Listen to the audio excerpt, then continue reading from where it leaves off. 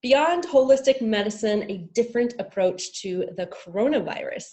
Today, I am here with Andi Locke Mears, and she is a traditional naturopath, a certified whole health educator, and a German new medicine teacher. And she is such an incredible woman, and I can't wait for us to dive in so that the audience can get to know you a little bit better. And I know this is a little bit different than real estate, because this topic isn't necessarily tied into real estate, although it does have an impact to some degree. However, this does have everything to do with vibrant living. And not only does this impact having this view about German new medicine and the coronavirus, but it also impacts everyday living and our health. So something that can be applied for vibrant living and living an inspired life. So Andi, tell us a little bit about yourself and your background and how you got involved with German new medicine. Sure, absolutely. First of all, thank you so much, Nina. It's wonderful to be here. And so I've been in the holistic health field for over 25 years, studied all kinds of modalities, and have always lived a fairly natural, healthy lifestyle. Gave birth to my daughter on my waterbed when I was 23 years old, granola, hippie type, crunchy person. So I raised her with herbs and homeopathy. And once she was out of the house, then I really got serious and got trained and went all over the US and different countries to learn all different kinds of modalities. Opened up a wellness center in 2006 in Maine. And then in 2009, I was working so much, and I kept hearing about this thing called German new medicine. Couldn't figure out what it was. There wasn't much on any website. So I bought the book and thought, well, I'm just going to read the book and see if I like it, right? But the book made no sense to me. But I kept hearing, go get trained, go get trained. So I did, and I went up to Canada. And in the first 30 minutes of the first training, I totally understood how to read the book. It was like a key in a lock. It was amazing. So I got back on a Monday night. Tuesday morning, I pulled out this book with my first client and started using it, and I haven't looked back. That was 2009. It totally changed my world. It totally changed everything that I believe about health and disease. So that's a little bit about how I got into it.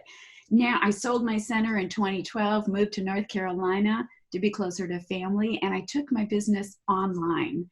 And I simply I teach G&M at this point. I go around the country and I do workshops about it. So this is now what I do. Awesome. And I'll share a little bit about how Andi and I even met. We connected in regards to planning for an event called She Podcast back in October. Yep. And we had a phone conversation before the event, and Andi is telling me about what she does.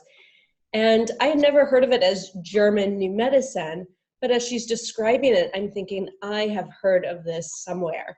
And I asked her, what was the doctor's name? Who developed this? Who was the pioneer? And as she told me, I went and pulled a book off my bookshelf. And sure enough, he was one of the authors in this book. And back when I was studying food healing, I had come across this book on cancer, in which he had shared his story.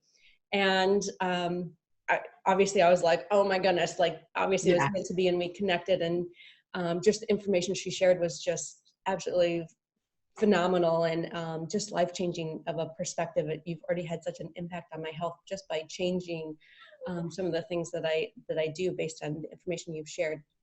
So tell us, what is German new medicine? Whoa, let's see, how many hours do we have? I will give you the nutshell here. Yes. So, and I always start with a story because people can relate to stories, all right? So this is a German physician in his early 40s, very healthy guy, never really been sick a day in his life. And he got a phone call one day that his teenage son, Dirk, had been accidentally shot while on vacation. Not a phone call any parent wants to get. He and his wife go to Dirk's side, and 4 months later, Dirk died in his arms. You can imagine how devastating that is for any parent, but especially for a physician. Shortly after that, he was diagnosed with testicular cancer. Now, he's not a mind, body, spirit guy. He's not woo-woo. It's like, oh, now I've got cancer, of course. You know, it doesn't make sense. He's a German physician. So he got through his surgery and everything. And then he's thinking, I'm going to look at the brain as the cause of disease. No one had looked at the brain before. But it was the early 90s. He had that new invention called a CT scan that was like the new toy in hospitals. So he takes CT scans. He was at the University of Munich at this point and working in the cancer area. And he took CT scans of everyone in the cancer clinic.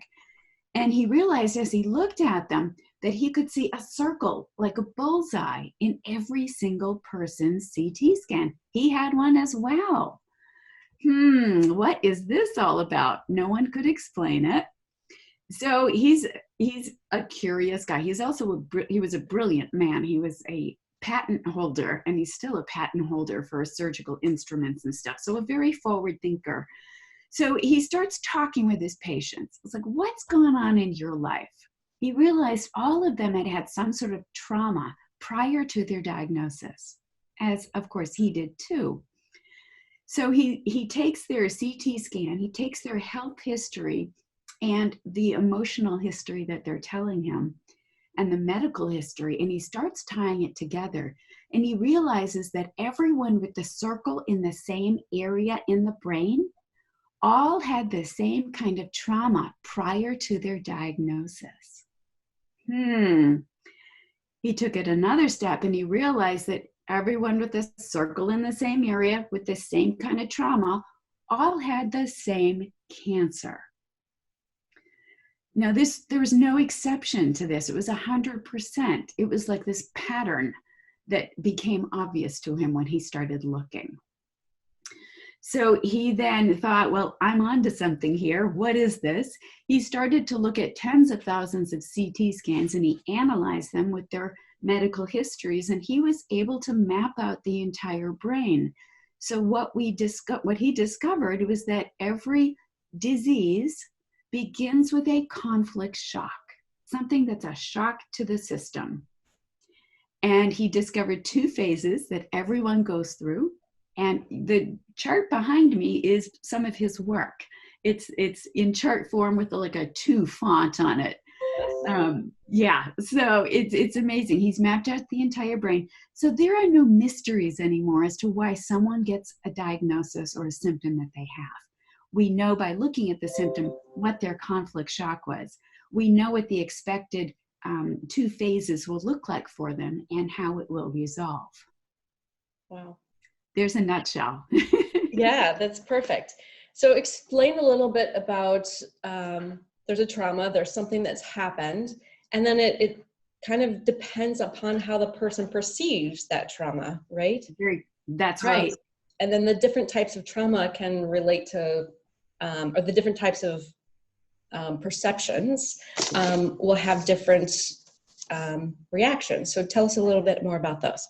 Absolutely. So he discovered that there are 2 phases to every disease. Let's call it that, 2 phases. So we have a conflict shock, and instantly our body says, uh-oh, we're hardwired for survival. We need to survive this. So our body goes into motion and it starts a program. One of 3 programs begins. There is cell growth somewhere in our body because our brain knows to resolve this conflict, we need to have a certain organ stronger and bigger with more cells. Or our brain also knows we need to have cell loss somewhere in our body, which sounds very counterintuitive, but is accurate. We need to have cell loss somewhere in our body to make it through this program, or functional loss. Let's underfunction an organ, and that will essentially help us to survive. So it's our survival mechanism. Let's say we're conflict active. Let's say we lose our job. All right. Let's say there's a mass layoff at work and 10 people mass layoff. Let's say 10 people lose their jobs. And so I'm upset with that. I've lost my job. How am I going to provide for my family? Maybe I'm the breadwinner for my family. Oh no, it's going to happen. That my psyche is going to perceive that. It's going to start the programming. It knows that I need to survive and to make it through this.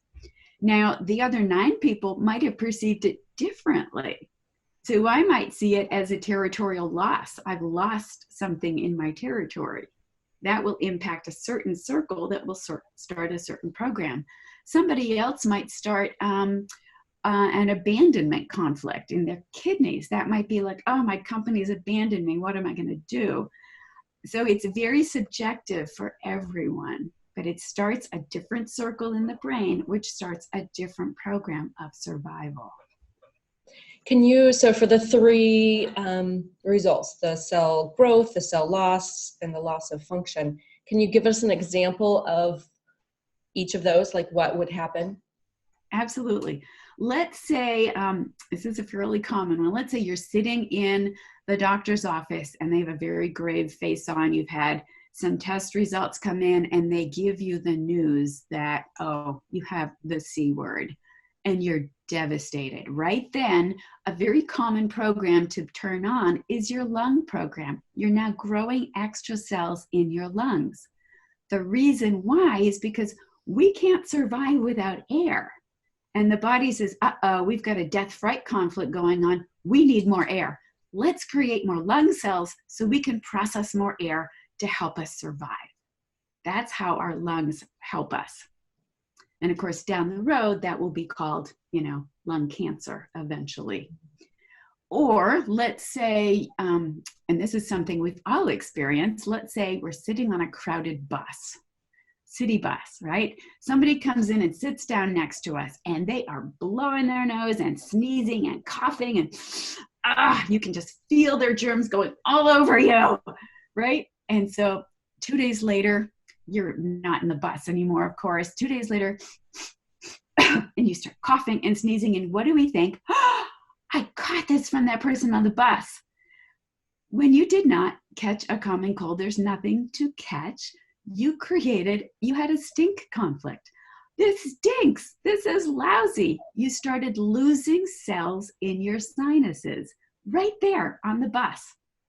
The purpose, the biological purpose of that is so that you can no longer smell them. Therefore, out of sight, out of mind, you're fine. Your body is taking care of you. So those are some examples. Functional loss is another one. Let's go with hearing loss. Let's say there's something you really don't want to hear and you're hearing it over and over again, and pretty soon it's like, oh, something's wrong with my hearing. I need to get it checked. And it turns out it was, that was a functional loss because you don't want to hear whatever it is that you were hearing that you don't want to hear. Interesting. I think some of the 2 common ones that I think of are the sore throat, something that's hard to swallow. Well, hard to swallow. Or digestion issues, something that's hard to digest. Something hard to digest. Yeah, the biological purpose is always related to what does that organ do? What does that tissue do? It's always related to that. This is nature. We are part of nature, and this is how. Right. Our body always innately knows exactly what to do for our survival. Exactly. You've talked a little bit about the psyche and the biological. So tell us, it's not necessarily that your thoughts are creating this. Explain a little bit more about that. That's a good one too, because a lot of mind, body, spirit folks, it's all about if you're feeling these emotions, you're going to be sick, and all of that, and your thoughts. They don't create. This is not psychological. This is biological. So when you have a conflict shock, you're going to have emotions. You're going to feel all kinds of emotions. They don't cause the eventual sickness, what we would call being sick. They don't cause that. They're associated with it, but they're not the cause. The cause is a biological program designed to help you survive. So it's like another step. It's way beyond mind, body, spirit. Right. It's way beyond that. So they are a factor in a hanging healing, and that's another story. But for the most part, they do not cause issues. Right. Okay. Yeah. So going back to the conflict active state, what could somebody be experiencing during that conflict? Great question. So you have a conflict shock. You have a program running in your body. Let's use the common cold. All right. So you're losing cells in your sinuses. What though, you're not feeling that. You're not thinking, oh, I think I'm losing some cells. I think I'm growing cells. That's way below our level of consciousness. What we know is we're upset. And that's the first phase. It's called being conflict active. We're upset. We're mulling it over. We're, oh God, I can't believe this. I can't believe they said this. And I wish I'd done this. I wish they'd done that. It's that mind chatter that we have that, we're obsessing about it. We're conflict active. Check your hands and feet. Are they cold? Because your blood is being shunted to your muscles so you can outrun that saber-toothed tiger. It's the classic, stress response. Right. Except in this case, there's a circle in the brain, which stress does not give us. Right. So we're upset, we're growing cells, losing functioning. Now let's say that 2 months later we find another job. All right. Or, or 2 days later, we're not sitting next to that person on the bus. So now our psyche says, okay, we're safe. We don't need to keep growing cells or losing cells. We're done. Now we switch into, we resolve the issue. Okay, I've got another job. I'm no longer thinking about that person on the bus. It's all resolved. And now our body says, okay, we're done. Phew. If we grew cells, now we need to get rid of them. If we lost cells, now we need to plug in those holes. If we lost functioning, now we need to regain it. There's pain, swelling, and inflammation when we go through this. And this is what we call being sick. It is the resolution phase, or it's called the healing phase. And that's phase 2. So we have the conflict active phase. After the resolution, we have the healing phase. And so it's our body returning to homeostasis. Right. And yet we feel that. It's pain, swelling, inflammation. Nobody likes it. It's not fun. And yet it's a very important process to go through. Right. So can you give us some specific examples? Let's say all of a sudden they get a new job, and what would they now start to experience? They now, depending on what their conflict was, what did I say? It was a lung territorial. Okay, let's do territorial fear. That, oh my gosh, what am I going to do? How will I provide for my family? Let's say it was a territorial fear conflict. So they're afraid for their family. And so when they were conflict active for those 2 months, they lost cells in their bronchioles, especially if they were male or a postmenopausal woman or pregnant woman. They were losing cells in their bronchial mucosa. And so now they've resolved it. And so now they have an area that's weaker. Now they're going to replenish those cells. So we're always going to bring liquid to a healing area. Healing always takes place in a liquid environment, right? So no matter where you are, you have to have liquid to heal. So we're going to bring extra liquid to that area. There's going to be extra liquid in the circle in the brain to protect it, and also on the organs or tissues. So in our bronchioles, we're going to bring liquid there, and this is what we're going to call bronchitis. And it's filling in the holes that we lost when we were conflict active. At some point, we've filled in all the holes. We're done. We're all done with that. So now we need to get rid of the liquid, and that's called the epicrisis, or the epileptoid crisis. And that's nothing more than the pushing out of the liquid in the brain and on the organ level. So we're now expelling that liquid. And it's something that we're all familiar with. So if anyone's ever had a fever, right? We've all had a fever before, and you feel achy and you're in bed and your head is pounding. And then a few days later, you wake up, it's like, oh, my fever broke. That was your epicrisis in the night. You pushed out the liquid in the circle in the brain and on the organ level. And now you're in the second phase of the second phase. So you're in the healing phase, phase B instead of phase A.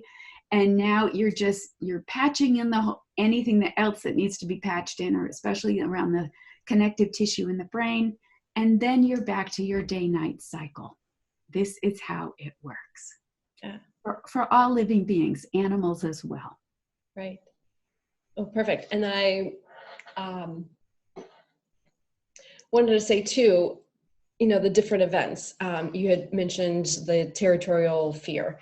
And there'd be different people that have experienced different conflicts for the same type of event. So you, and sharing with me in regards to like a bank robbery, right. Different perspectives of right. the attack versus, so each of those individuals would go through a different conflict, and then If have they a different perceived it experience differently. during the healing phase. Right. They might have all perceived it the same way. They might have perceived it slightly differently. I mean, it's so individual.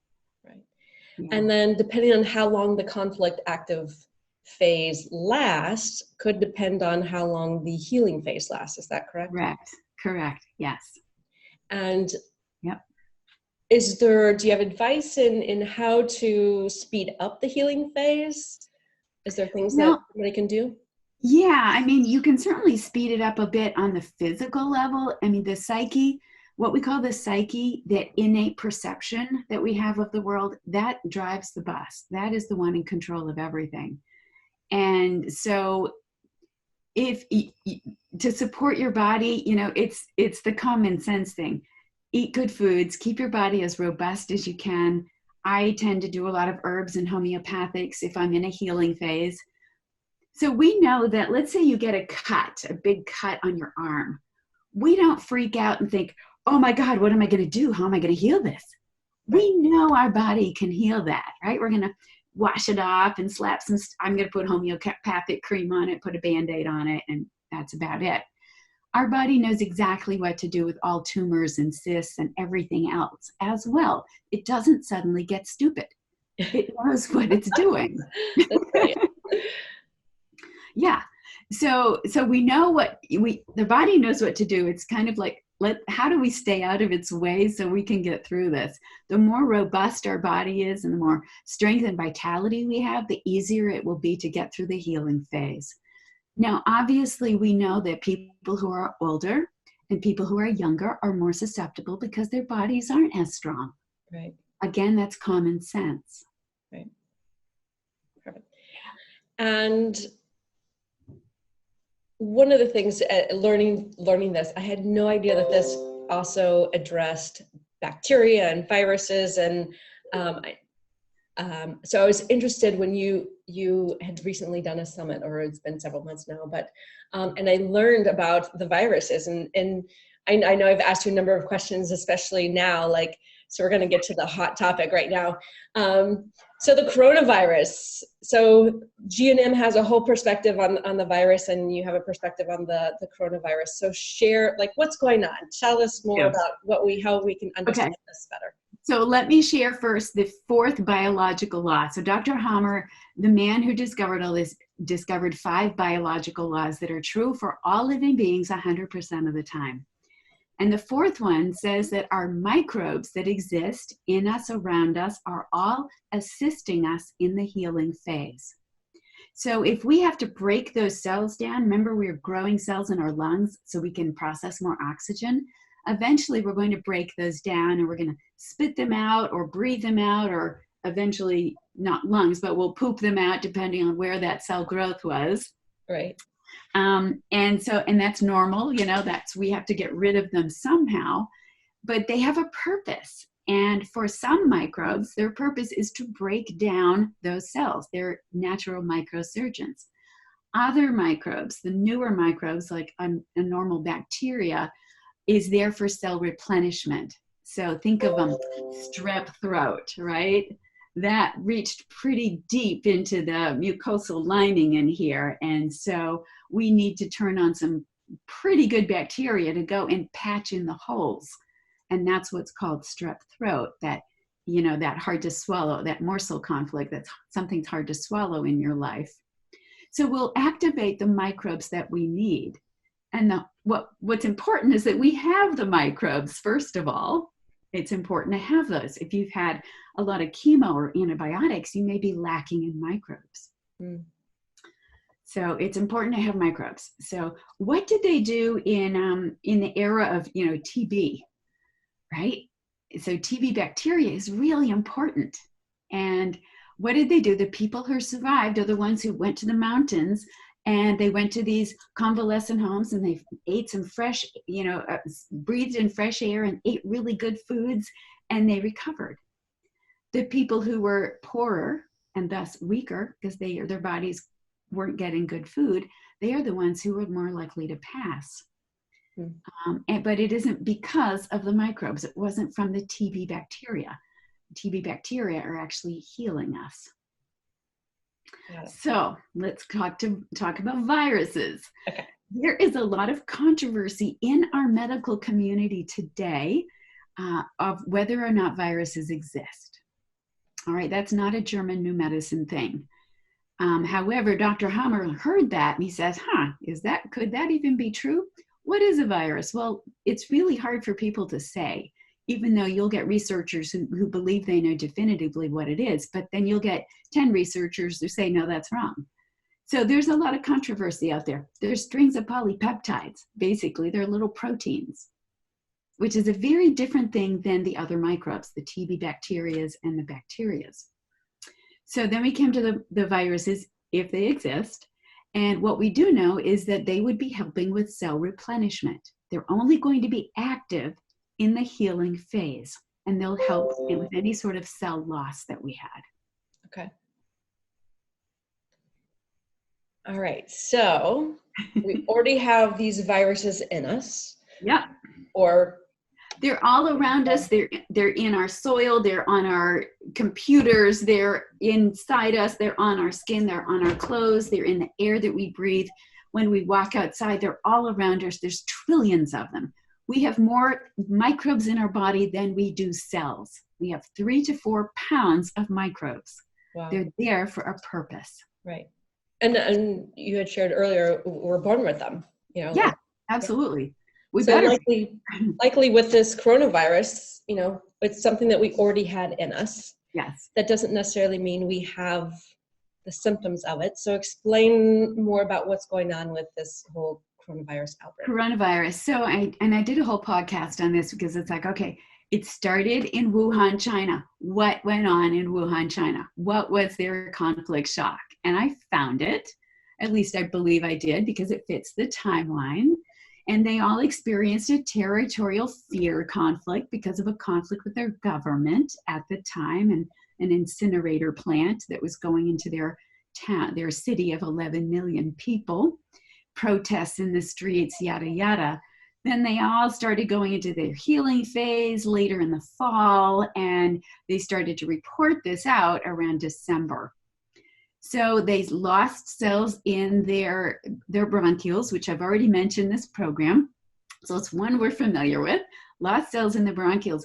But they had an additional program running, and that was what we call the KCT, the Kidney Collecting Tubule Program. And when that runs in conjunction with another program, it's called the syndrome. So the syndrome, the KCT program, makes any healing phase much more complicated. Because what do you know about kidneys? They regulate the liquid in our body. And so when we feel abandoned or isolated, or we've lost our country, we've lost our home, we've lost, we feel abandoned, like we're a refugee, then it starts the KCT, and it allows us to then gather more water in those areas that are healing. So if your bronchial mucosa is in the healing phase, now there's going to be more liquid. This is what we now call pneumonia. So pneumonia is the territorial fear program with the kidney collecting tubule program. The KCT makes everything more complicated, and your chances of passing are much greater because it's pneumonia. It's much more severe. Now, is there a way to prevent that kidney? I know it has to do with our psyche. Is there how? Right. I don't know how to explain it. But how do we? Yeah. And Dr. Hammer would say we cannot prevent conflict shocks because they're unexpected. Well, if you're expecting it, then it's no longer unexpected. So, and yet we still can create them in many ways in our life because of our belief systems and because of what's happening around us. And especially if we're in a heightened level of stress, we're more susceptible to conflict shocks, which I would say everyone's got a little edge on right now. Right. Yeah. So our chances of having more conflict shocks has increased a bit. So that's why we need to get out of fear. It is territorial fear that started with these folks in Wuhan, China. Now we look at, it's spreading. Nothing is spreading. Nothing is spreading except the fear. This is a fear program, folks. And what are we doing? We're spreading more fear. So you're more apt to have a territorial fear conflict and have the bronchial program. It's a catch-22 here that we're in. Right. And one of the things you had mentioned prior to us on this call is, in Italy, once the quarantine happened, there was a spike. Right, there was. Yeah, I've got the numbers are here. It was really fascinating because that was the second, the number one country outside of China that started having symptoms. And I think what I found so far, there's a lot of economic and political turmoil in Italy, and there has been for a while. They also had some floods and landslides in northern Italy in October. Okay, so, conflict shocks. So if we look at the timeline here, they had, as far as January 1st, they had 2 people with it. By February 16th, they said, oh, now we've got 6. February 21, they had 20 confirmed cases. A week later, February 28th, they had 888 confirmed. What happened in that time was they suspended the schools, and they quarantined 50,000 people, and law enforcement was brought out to implement the lockdown. So from February 28th, they had 880 cases, to March 6th, a week later, they had 4,636. What happened in there was that the rest of the country was put into more of a lockdown. Schools shut down throughout, not just in the north. They organized these zones. You live in the red zone, you live in the yellow zone. So now there's more fear. Oh my God, we live in the yellow zone.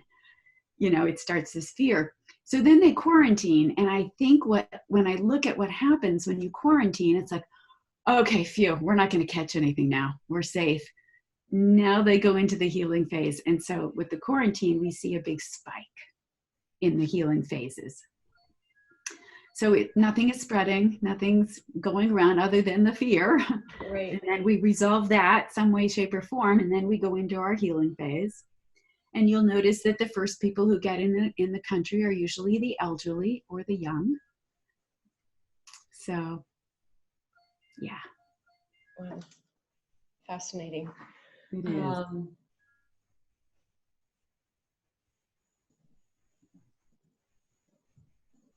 I know there was something that I was going to ask more intently there. We can talk about what to do. What to do. Common colds. That's what I wanted to go to. Okay. And then we've also discussed common colds. We've seen a spike in the common colds. In fact, we went through my history of what I have experienced in the last couple of weeks and why I got the common cold last week. So share a little bit about why we're starting to see more of the common cold. Yeah. So when I did my original podcast a month ago, we weren't seeing much of common cold symptoms. And now when I checked on some of the major medical sites, they're starting to see more sinus issues, which is actually really good news because now people are just having a little stink conflict instead of a territorial fear conflict. So that's a really good thing. You'll have the common cold instead of bronchial, the bronchitis, which means your chances of having pneumonia are much reduced. Right. So it's actually a good thing. More right. Sinus stuff. Go for sinus stuff anytime. Oh, I'm fed up with this. This is lousy. Yeah. That's how you create a stink conflict, the common cold in the healing phase. Right. So just explain a little bit more in depth in regards to what the stink phase is. So that's when you're experiencing some conflict that your psyche is perceiving as, this is lousy. I don't like this. I'm fed up with this. And it's pretty much, I think we're all feeling that to a degree. This is lousy and we're not even on lockdown yet. So it's really about be aware of what are you thinking about? What are you feeling? If you're going around your day, it's like, I can't believe I can't go to the grocery store very often. Oh, now I can't go out to restaurants. And you're focusing on that, you're much more apt to have, a conflict shock with that versus if you can just accept, okay, this is what my community has chosen to do. I accept that. and be fine with it. Be okay with it. Find alternate ways to enjoy life right now. Right. We're under quarantine, and, for me, like, I live by myself. How is there a conflict program that runs for isolation? Well, that's what we mentioned earlier. It could be the kidney collecting tubule program. When you feel like you're a refugee, you feel like you've been abandoned by your pack, by your family or your community. And that's what they felt in Wuhan when they felt like their government wasn't taking care of them. So they started that program as well as the territorial fear program. So it's important now to reach out to others and to create your community.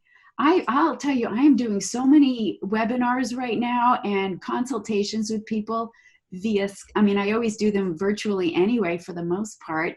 And I'm doing so many more now. People are like, oh, it's so good to see you, good to see another person. And we're just in the beginning stages of what's going to happen here in the US, I think.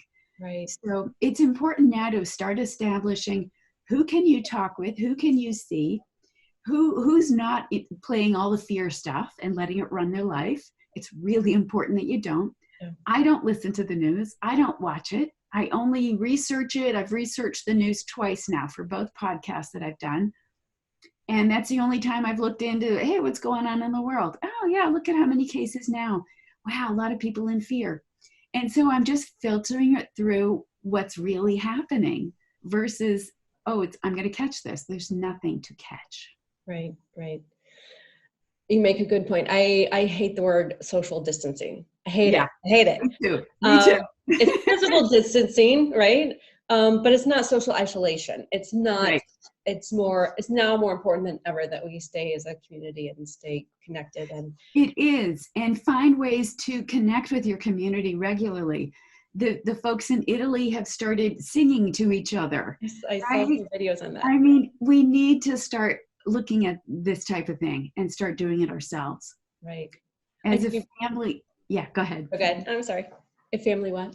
As a family, if you've got kids, you've got to be really creative right now. If you're not having little friends over and they're not going to school, parents are going a little batty right now, right?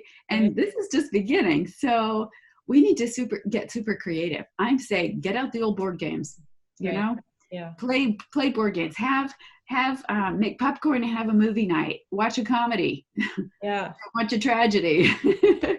I do believe there will be some great things that come out of this, and it will really, it's really kind of forced us to stop and smell the roses and really kind of slow down and reset and I kind of identify what's really important to us. And I think, so many things we've taken for advantage of or taken for granted. And now just being able to go out and have, go exercise with friends, or now all the gyms are closed, and those little things that we just took for granted are now. Exactly. Yeah, this is where being a resilient person really comes in handy. Yeah. So start to look when you're resisting something. I can't believe they closed the gym. What am I going to do? Yeah. Okay. Hey, I'm so glad they believe they're being safe and they think they're doing the right thing. That's great. Yeah. Now I'm going to go get out my dumbbells in the garage and start working out in my living room. Yeah. We just have to reframe it. Reframe it. That's great. So, I think we touched on this a little bit, but let's just go back to the psyche and what, I know it comes down to the beliefs, and can explain more about the psyche and what it is. It's not necessarily right.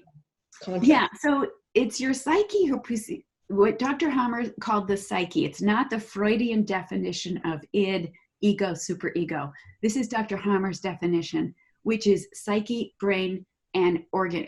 Your five senses, your brain, and your nervous system.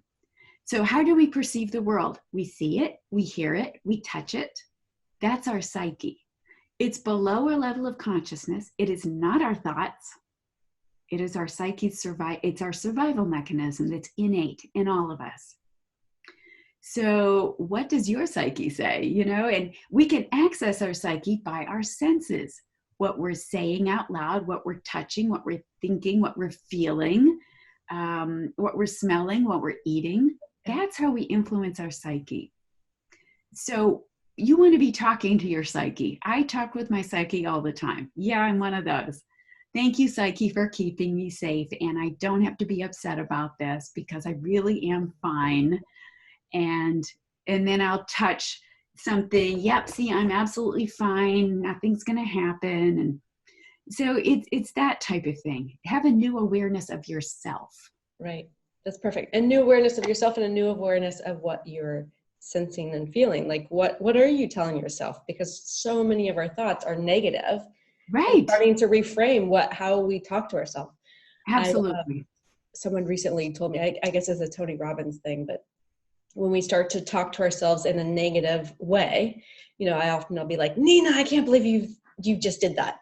They're like, talk to it in like a sexy voice and be like, Nina, I can't believe you just did that.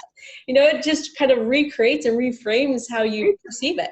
It's a totally different experience for yourself, for your psyche to hear. Absolutely. I love it. Yeah. So great advice. So some of the things in how to, impact and reduce the healing phase and really retrain our bodies to get through this during this time.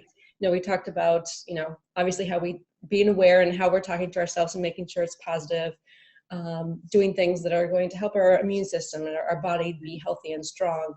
And then, staying with community and connecting with others and so that we don't feel abandoned. And what are some other things that you can share with us? Those are the biggest things because they're going to have the more far-reaching implications of what, if you have a healing phase, of how intense it is and how long it lasts. If you do have a healing phase, which means now you have symptoms, know that that's what they are and that they are healing you. Yay, I'm so glad I'm done with this program. I'm just going to get through this healing phase and totally be done. I know that I've resolved the issue. That's great. And it's common sense, so stay in bed or just lay low, drink your chicken soup, do good bone broth. And I tend to do a lot of homeopathics. I get super aggressive with homeopathics like every 5 minutes. And oftentimes my symptoms are gone in a few hours. So herbs, all those things are great. The stronger you can make your body, then the easier the healing phase will be because you'll have enough energy to make it through that healing phase easier. Yeah. And you had touched on it earlier in regards to a hanging healing. So explain a little bit more about that for those symptoms that just never seem to go away. So hanging healing. So we have a shock. We're conflict active. Now we resolve it. Now we're in the healing phase. So we use our common cold. Oh, I'm getting the sniffles. Oh, yeah, I had that stink conflict the other day. Now I'm in the healing phase of that. But then we have a relapse, a conflict relapse. And now we're losing more cells in our sinuses. So the symptoms have gone away. Oh, it's all, done with that one. That's great. But we're losing cells because we're upset about this new stink conflict. And then 2 days later, we go back into the healing phase. And so if this conflict relapse, if we kept stopping the healing phase enough, this is what we're going to call an allergy. Mm-hmm. Now the program starts just because of whatever this is you're exposed to again. So when you have a conflict shock, your psyche is very aware of what's going on in your life. The season, the weather, the barometric pressure, what you just ate, if you just patted your cat or dog, who you talk to, where you're at, if you're at work, at the store, at home. All of those become tracks that later can start the program again. And that keeps us in a hanging healing where the program, we're on a railroad track going forward, but we're going forward in the circle. We're on a hamster wheel, basically. Anything chronic is a hamster wheel. It's ALS, it's Parkinson's, it's an allergy, it's IBS. Anything that's chronic, you're having conflict relapses. So that's a whole different ballgame. Now we have to look and see, well, what's the track that's keeping this active? Got it. That's another topic. That's a whole other podcast. That's a whole other podcast, yeah. And I just wanted to touch too, you had mentioned in regards to, you can have multiple conflicts going on at the same time. So you can have different symptoms based on what's going on. So you can have one going on and something else happens, or from that you experience a different conflict. Exactly. So think of when you have start coming down with a cold and you've got a sore throat at the same time, those are two different programs, right? Two different body parts, thus two different programs. And then it turns into bronchitis because this is hard to swallow, this feels lousy, and now it's like, oh crap, there's our territorial fear coming in, it's bronchitis, and all of that. So yeah, you're gonna have different healing phases. Every body part has its own healing phase. So if more than one body part is involved, it's more than one conflict shock and more than one healing. Perfect. Yeah. Awesome. Well, thank you so much. I don't know if there's anything else that you feel that is necessary to share just to... I think that was pretty good. We covered a lot of material. Yeah. Well, perfect. Well, I appreciate you taking the time to share with us and help educate us. Knowledge is power, and especially during this time, just being aware of what's going on and reframing our thoughts and our conversations. Yeah, and I would encourage people to learn German New Medicine. I have online programs that you can learn in the comfort of your own home. Yes. Yeah, perfect. And you know, you now have a podcast out, and the third episode is on this coronavirus, in which you go into detail in regards to the history of what was going on in Wuhan, China. Right. Excellent. So it was definitely. And I've got a fourth one that's a Corona update, and that will be going out in the next day or two. So that's coming. Yeah. So German New Medicine Made Easy. You got it. Yes. Perfect. So go check out Andi Locke Mears, German New Medicine Made Easy, and learn more about it. And check out her website, USA. That's another website, andilockemears.com or biohealthworksinstitute.com. Perfect. All right. Yeah. Thank you so much. And you're so welcome, Nina. You're so this welcome. will be enlightening to the people that watch it. So I hope so too. Awesome. Thank you. Thanks. Thank you for watching the video today. If you enjoyed and want to watch more, be sure to click subscribe and ring the bell and check out videos over here. And I look forward to seeing you next week.